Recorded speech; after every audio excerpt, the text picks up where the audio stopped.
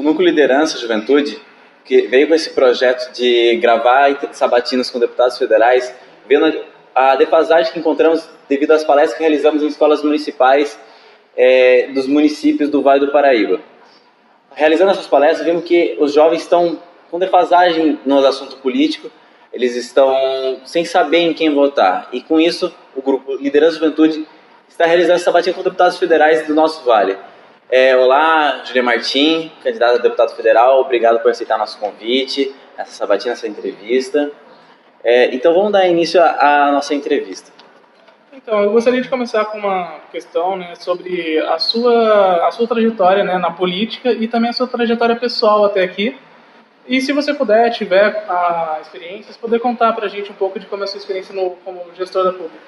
Tá bom, primeiro quero agradecer o espaço de vocês, parabenizar uma ação como essa, né, jovens reunidos para debater política, acho que amplia nossos espaços e processos de cidadania, então vocês estão de parabéns em fazer essa discussão de extrema importância nesse momento. Agradecer a todo mundo aí que está assistindo também. Bom, eu estou com 30 anos de idade, essa é a minha primeira candidatura para qualquer coisa, nunca saí candidata antes, mas já estou nessa estrada da política já faz bastante tempo. Cresci em família de militantes, meus pais se organizavam na Zona Leste de São Paulo, nos movimentos de saúde, nos movimentos de bairro. Então, dentro de casa e fora de casa, a gente tinha uma discussão que era: ou a gente constrói coletivamente, se organiza, ou as coisas não dão certo como deveriam dar. Nessa linha de vê-los, né, de ver minha mãe fazendo oposição sindical, né, ela trabalhava na Eletropaulo, meu pai sempre trabalhando também junto com o PT, tinha sido dirigente do PT, foi subprefeito na gestão da Luísa Erundina. A gente cresceu nesse ambiente e eu não podia ficar, foi reflexo disso, né? Vim para Taubaté muito nova, muito criança ainda, e aqui comecei a minha própria militância. Logo aos 16 anos fui para o Sindicato dos Bancários, depois passei pelo Sinergia, que é um sindicato estadual do ramo energético, e entrei para a faculdade com 20 anos na Universidade de Taubaté, fiz jornalismo, e lá a gente começou a encabeçar uma luta pela federalização da Unital, pela redução das tarifas, das mensalidades, e por um movimento estudantil que fosse independente da estrutura universitária. Em função dessa luta que a gente criou, eu fui eleita presidenta, logo no meu primeiro ano de faculdade, presidenta do Centro Acadêmico de Comunicação Social. Fiquei por um ano e pouco nessa gestão e fui fazer estágio na TV Vanguarda, onde fui contratada, fiquei por cerca de 4 anos na TV Vanguarda, depois fui para a EPTV de Campinas, que também é afiliada da Rede Globo, lá na região de Campinas, e em 2014 pedi demissão por conta de um comentário bastante preconceituoso dentro da redação durante o período eleitoral da Dilma. Você se lembra qual que era esse comentário? Sim, uma editora levantou logo depois que a Dilma ganhou, naquele debate super acirrado, né, que o Brasil inteiro se posicionou. Ela levantou e falou: tinham que ser esses nordestinos fedorentos para votar naquela mulher, naquela vaca daquela mulher. E aquilo me incomodou muito, assim. Eu falei: como é que eu, jovem, estou aqui dentro, construindo um projeto desse? Eu não quero construir esse projeto, eu quero construir outro. Peguei meu crachazinho, agradeci a oportunidade, fui embora, voltei para o Vale do Paraíba, desempregada. Foi quando eu fui convidada para trabalhar, respondendo a sua pergunta, com minha primeira experiência de gestão pública. Fui convidada para trabalhar na gestão do Carlos Almeida, em São José dos Campos, na Secretaria de Transporte, na construção do Plano de Mobilidade Urbana. Depois disso, lá, a gente passou mais de um ano discutindo toda a questão da mobilidade urbana da cidade, e eu fui convidada para trabalhar com o Suplicy, na Secretaria de Direitos Humanos, na gestão do Haddad. Lá a gente coordenava, também na área de comunicação, mas lá eu participava de um programa chamado Transcidadania, na coordenação de política para pessoas LGBTs. Então a gente trabalhava com a população LGBT em situação de extrema vulnerabilidade, mulheres e homens que tinham sido expulsos de casa com 9 anos, tinham ido para a situação de rua, e a gente promovia o resgate da cidadania. Então, acesso à educação, emprego, de qualidade, ao ensino de direitos humanos. Essas duas experiências de gestão pública foram muito importantes, mas eu também passei por uma terceira experiência no Legislativo. Fui assessora parlamentar na Assembleia Legislativa também por mais de um ano, de um deputado estadual, construindo projetos de leis que pudessem dialogar principalmente aqui com o Vale do Paraíba. Então eu tive essa experiência de gestão pública e também na questão do parlamento foram importantíssimas para onde a Então, gente está hoje. isso você diz, então, que esse é o seu motivo, ou você teve algum motivo específico que te levou a falar, eu, Júlia Martins, vou me candidatar a deputada federal? O motivo da candidatura, ele vem por conta de entender tudo isso que está acontecendo, né? Eu sempre tinha sido, sempre participei da política, sempre construí a política, mas eu nunca pensei, vou tomar o protagonismo disso. Mas diante de uma extrema necessidade de renovação dos quadros políticos, de mais mulheres representadas na política, de mais jovens na política, todo esse projeto coletivo que a gente que já nascia lá em Taubaté, falou, não, Júlia, a gente precisa de uma representante lá em Brasília. E para resolver as questões que estão acontecendo aqui no Vale, que principalmente envolvem desemprego, segurança pública, educação, a gente entendeu que nesse momento uma representatividade em Brasília seria mais útil também para a nossa região. Legal. Então, qual é o principal lema da sua campanha, né? E por que você tem esse lema? A nossa campanha é uma campanha muito plural. O Brasil não tem um problema só. Então não dá pra gente falar assim, a gente defende só uma coisa. Porque o desemprego, ele não acontece isolado. Ele é reflexo de uma série de outras coisas que envolvem outras áreas. Então, muita gente fala, você é jovem, é mulher, então você só discute juventude e só discute mulher. É querer colocar a gente numa caixa, num espaço de desqualificação. A nossa campanha, ela traz vários outros projetos. A gente defende a reforma agrária popular, porque a gente entende que é possível ter uma alimentação saudável e investir na agricultura familiar e repartir os espaços de terra que existem nesse país. A gente defende a defesa do SUS, que é muito importante, como os jovens entendem como é fundamental defender a saúde pública e universal, gratuita e de qualidade no Brasil. E a gente defende a geração de emprego para todas as pessoas, em especial para mulheres e jovens. Não porque eu sou mulher e jovem, mas porque a maior parcela dos desempregados são mulheres jovens.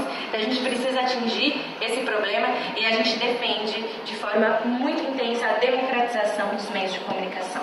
Se a gente não democratizar os espaços de imprensa nesse país, a gente vai continuar vivendo um país de desigualdade. Okay. Então agora a gente vai entrar nas perguntas do cotidiano, né? A gente encerra agora sobre a sua apresentação e do cotidiano. Você, né, com toda a sua trajetória, como você enxerga o cenário onde o jovem ele está perdendo o interesse na política e as pessoas acima de 70 anos estão tendo interesse? Isso foi uma pesquisa lançada esse ano pelo IBGE, onde os jovens têm menos interesse na política e os mais de 70 anos têm muito mais interesse. Costumo dizer, né? Você tem um bicho feio, fedido, horroroso, que todo mundo fala que se você chegar perto, você vai ser contaminado por ele, você não vai querer ficar perto dele. É a mesma lógica da política. Todo mundo pinta a política como sendo a coisa mais absurda e odiosa desse mundo. Então, o que faz? Afasta pessoas boas de quererem disputar esse espaço. A gente defende que as pessoas disputem o espaço da política, porque isso que eles falam, que a política é um lugar horrível, é justamente para que ninguém bom queira chegar perto. O jovem é a mesma coisa. O jovem hoje ele está desempregado, ele não tem acesso à universidade quando tem uma universidade sem qualidade, não democrática e muito trabalhada só para o mercado e não para o processo cidadão. Ele está sendo morto na periferia. A última coisa que ele vai conseguir pensar é como que ele vai se engajar politicamente, porque antes ele está tentando ver como que ele vai fazer para sobreviver. Então, ou a gente muda a realidade, ou a juventude vai ter muita dificuldade de se engajar politicamente. E a nossa campanha ela vem para dizer para a juventude também como a gente pode se engajar politicamente e como isso é transformador. Certo. Você disse mais cedo na sua introdução, né, que quando você estava se formando na universidade, você foi contra a gestão da época, de como era gerido, né? E agora eu queria saber como é que é a sua opinião sobre a atual gestão relativa a políticas públicas, né? No município de Caçapava, por exemplo, ou qualquer outro lugar do Vale do Paraíba. Eu queria também que você dissesse se você tem propostas para mudar isso, isso que eu digo, as políticas públicas na região do Vale do Paraíba, né? E quais são as suas principais propostas e como você pretende fazer isso? A política pública é uma coisa que muitas pessoas nem entendem quando você sai perguntar na rua o que é política pública. Por quê? Porque as pessoas não estão tendo acesso a ela. Se as pessoas tivessem acesso à política pública, elas saberiam o que ela é. As políticas públicas, elas partem muito dos poderes executivos, né? Mas o poder legislativo, ele consegue estimular, propor projetos, propor ideias e consegue cobrar que as políticas públicas que existem possam ser bem executadas. Então, a gente entende que, por exemplo, o Vale do Paraíba não tem política pública para a população LGBT. prefere ignorar que a população LGBT existe, prefere, enquanto a gente dorme, ignorar que existe uma grande parcela da população LGBT nas ruas naquele período da noite, e não quer sequer dialogar para saber quais são as necessidades da população LGBT. Para a gente construir política pública, a gente precisa conversar com os movimentos populares. Para saber qual é a política pública para a área ecológica, para a área de turismo, a gente precisa conversar com a população. A gente entende que não existe um ser iluminado que vai chegar e falar assim: eu tenho a solução para todos os problemas dessa cidade ou para todos os problemas desse país. Quem sabe o problema do jovem é o jovem. Quem sabe o problema da mulher é a mulher. Quem sabe o problema dos negros é a população negra. O que o gestor precisa fazer? Conversar. O que o parlamentar precisa fazer? Dialogar. Abrir os seus espaços de mandato para participação popular. É assim que se constrói boas políticas públicas. Não sei se eu respondi. Você perguntou das minhas propostas também, né? Mas a gente tem propostas na área de educação, por exemplo, a gente defende uma educação gratuita e de qualidade. Isso é trabalhar com política pública. De educação a gente vai falar um pouco mais à frente. Agora eu queria te fazer só mais uma pergunta sobre o cotidiano, antes da gente passar para segurança. Você falou que você teve experiência na parte de mobilidade urbana. Tendo toda essa experiência, vendo as certas dificuldades, problemas existentes, que é uma pauta também do nosso cotidiano, você tem algum pensamento para essa parte de mobilidade urbana? A gente vive numa sociedade que cada vez mais as pessoas estão pensando de forma individualista. Então cada um se preocupa com o seu. Então se eu ando de carro, eu quero saber onde meu carro vai passar, que não tenha trânsito, que o asfalto esteja bom e que eu vá chegar com conforto e tranquilidade. O que a gente não entende é que nós somos reflexos de toda a sociedade. Para pensar a mobilidade urbana, a gente precisa rediscutir o conceito de cidade, o conceito de espaço público.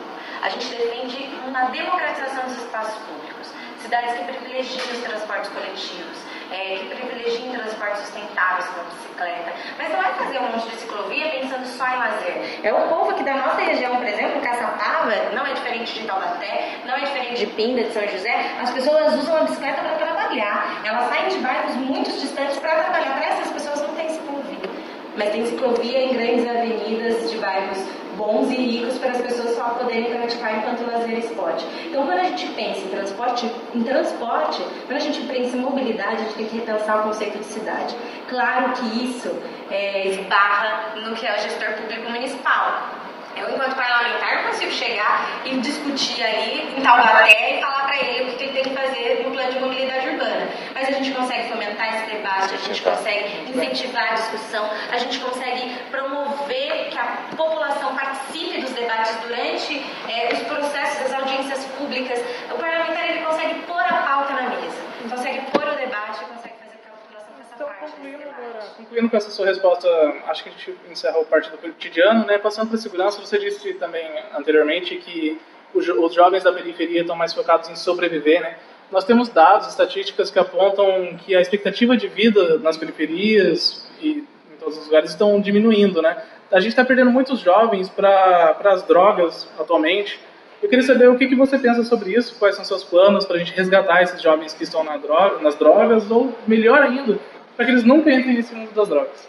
Dia desses eu estava voltando de uma reunião do PT e entrei ali no bairro que eu moro na Vila Nogueira, ali em Taubaté. E aí quando eu virei a esquina, eu dei de cara com o corpo de um menino de 14 anos estirado no chão. Tinha ainda umas 3, 4 pessoas em volta, não tinha chegado o resgate, o menino morreu. Provavelmente por conta de uma dívida de droga que deve ser ridícula de pequena, do ponto de vista de valor, perto da vida dele. E aquilo foi muito pouca notícia. Um jovem que é morto por conta da criminalidade dos bairros, as pessoas tendem a invisibilizar isso. A gente está vivendo um genocídio do jovem na periferia, em especial o jovem negro.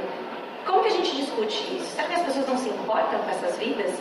Então, para discutir segurança pública, o Estado primeiro precisa se importar com a vida dessas pessoas. Precisa entender que é preciso dialogar.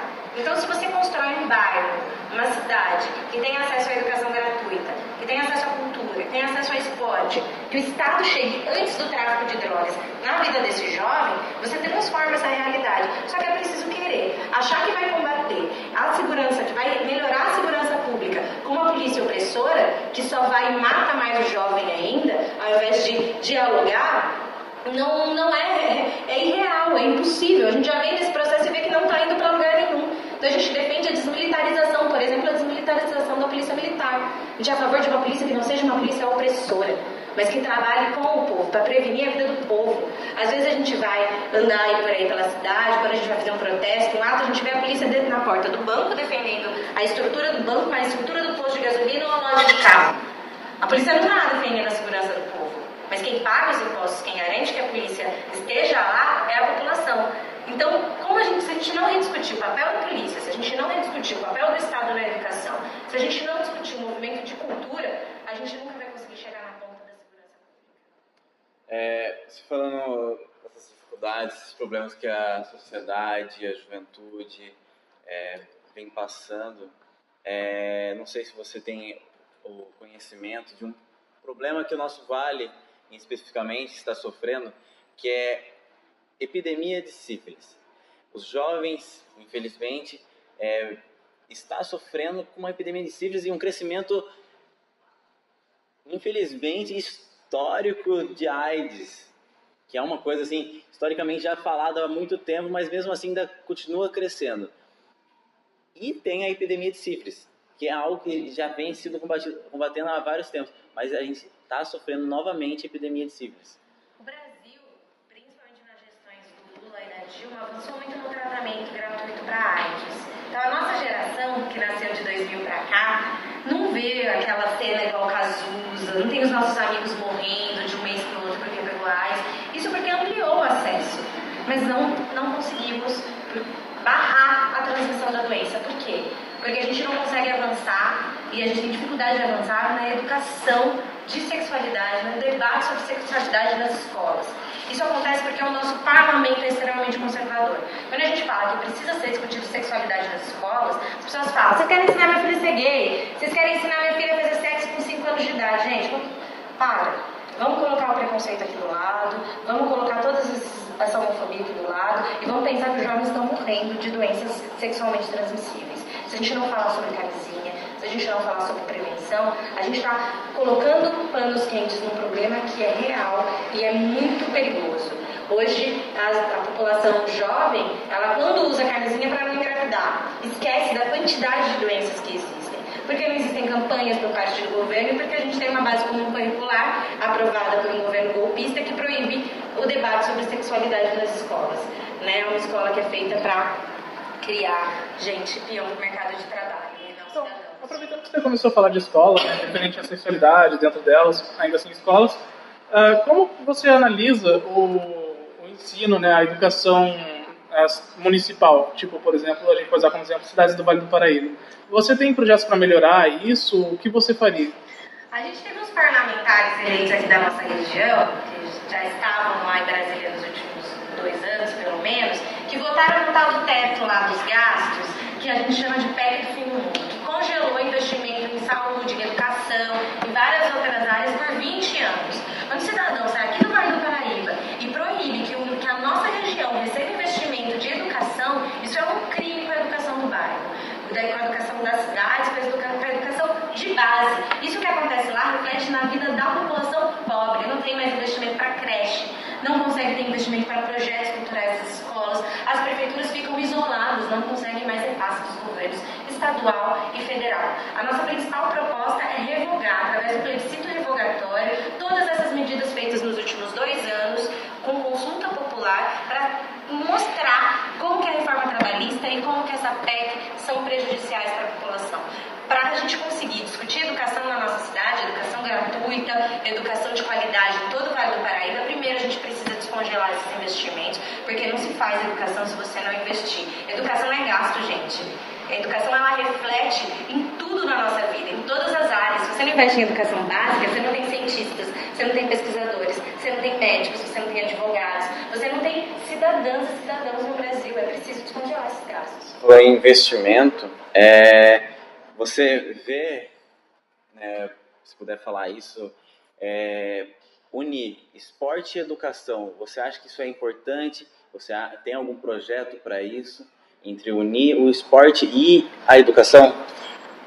As pessoas acham que educação, ela se limita a uma sala de aula com o professor e aquele ambiente escolar. Educação é muito mais ampla e mais complexa que isso. O esporte, ele está dentro do processo de educação. Quando a gente fala de cultura, de música, de arte popular e tal, a gente também fala dos processos de educação. Aprender cidadania é educação. O que a gente tem hoje é uma escola limitada, um projeto de educação limitado a passar uma base na sala de aula com um professor que ganha salários de fome pelo estado de São Paulo e também pelos municípios, desrespeitados em sala de aula cheia. Para a gente rediscutir educação, a gente precisa rediscutir também como que o esporte se insere nisso. Hoje, Taubaté, por exemplo, gasta milhões com um time de vôlei, que recebe atletas que vêm de outras cidades, que não necessariamente são aqui da nossa região, e gasta pouquíssimo com esporte de base. Ou seja, acha que o povo da cidade não tem potencial para vir a ser campeão olímpico. É claro, se a gente nunca investir, se essa população não tiver acesso ao esporte de base, a gente nunca vai conseguir avançar nesse sentido. É claro que a gente novamente esbarra numa coisa que é responsabilidade do Poder Executivo. Mas a gente, enquanto parlamentar em Brasília, a gente cria projetos, a gente fomenta o debate, a gente vem para o enfrentamento em todas as cidades do Vale do Paraíba. Eu sou a favor de que a região metropolitana do Vale se converse, que pare de ser uma disputa de poder, de que prefeito tem mais dinheiro para gastar, de que prefeito tem ali mais poder político. A gente precisa discutir os processos da nossa região e isso envolve discutir investimento de esporte de forma regionalizada. Então, agora, com essa sua resposta, acho que a gente conclui, né? A gente consegue, acredito eu, que sanar as principais dúvidas no que se refere à sua trajetória, educação, saúde, né? Segurança. E agora gostaríamos também de dar um tempo para você explicar, se explanar, falar os seus projetos e o que você quiser para os internautas ou o povo que está assistindo. Quero mais uma vez agradecer o espaço, você que assistiu até aqui, que está interessado em saber propostas. Nos últimos 2 anos nós vivemos tempos muito difíceis. A reforma trabalhista, que vinha com uma proposta de trazer emprego, afundou o Brasil, não só no desemprego, mas também nas poucas vagas que existem, acabando com os nossos direitos trabalhistas. A gente coloca mulheres em ambientes grávidas, em ambientes insalubres, mulheres que amamentam em ambientes insalubres, e hoje a gente tem que debater o que poucas pessoas debatem, que é a precificação do assédio sexual, que também veio a reboque dessa reforma trabalhista. Eles ainda querem aprovar a toque de caixa uma reforma da Previdência. Eles aprovaram uma reforma política que privilegia candidaturas ricas.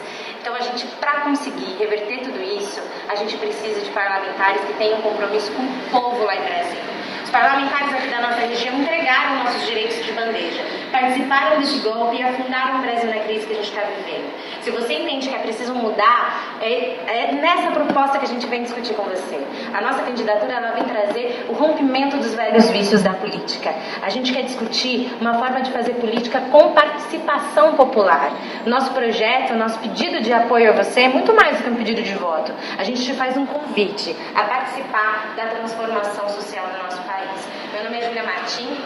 Eu sou candidata a deputada federal pelo PT. Eu defendo que o Haddad seja o nosso próximo presidente, que o Luiz Marinho seja o nosso próximo governador aqui em São Paulo.